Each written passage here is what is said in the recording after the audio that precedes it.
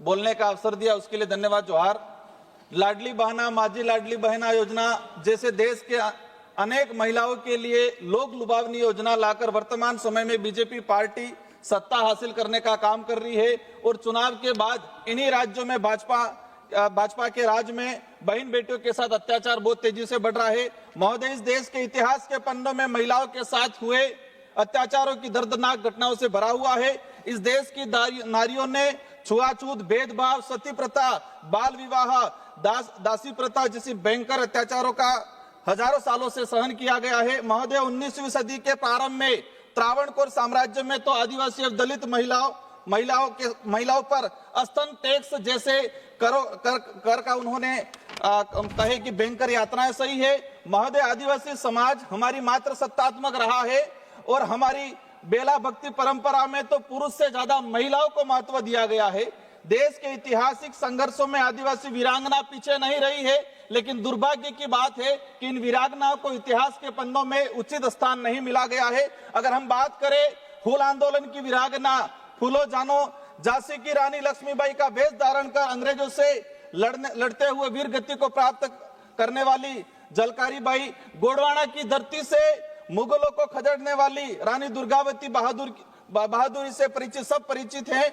महिलाओं को शिक्षा की रोशनी देने वाली सावित्रीबाई फुले के संघर्ष को भी हमें नहीं भूलना चाहिए और हमारे भील आदिवासी समुदाय के अंदर शिक्षा के लिए बलिदान देने वाली भील वीरांगना कालीबाई के इतिहास को भी सम्मान नहीं मिला है। आजाद भारत में चंबल की शेरनी फूलन देवी और बस्तर की क्रांतिकारी सोनी सोरी जैसे नारियों को भी भयंकर यात्राओं का सामना करना पड़ा है। बीजेपी अपने राज में महिलाओं को सम्मान देने की बात करती है, लेकिन ये देश नहीं भूलेगा कि मणिपुर के अंदर महिलाओं के साथ क्या हुआ गया था। ये काला अध्याय है आजाद भारत का।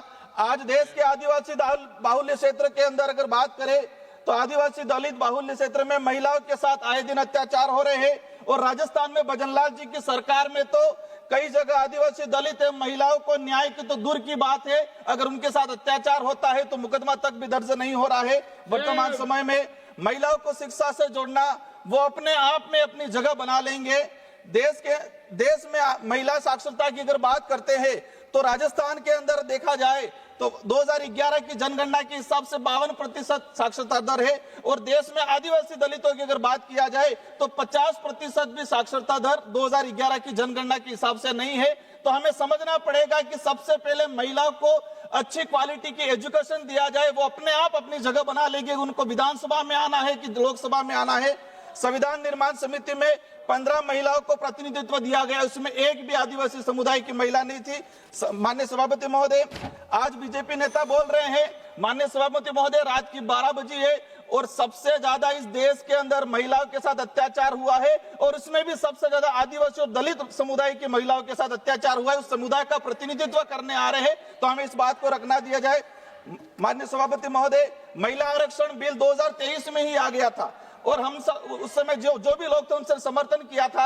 हम कहेंगे पहले जनगणना करा दी जाए और जनगणना के बाद डिलिमिटेशन करें और उसके बाद आप लागू करें, लेकिन वो नहीं करना है। आज आप 2011 की जनगणना के आधार पे डिलिमिटेशन है महिला आरक्षण लागू करके देश की जनता को धोखे में रखना चाहते हैं। माननीय सभापति महोदय, आप जनगणना कराए। हाल ही राजस्थान में बीजेपी सरकार ने पंचायती राज का परिसीमन किया।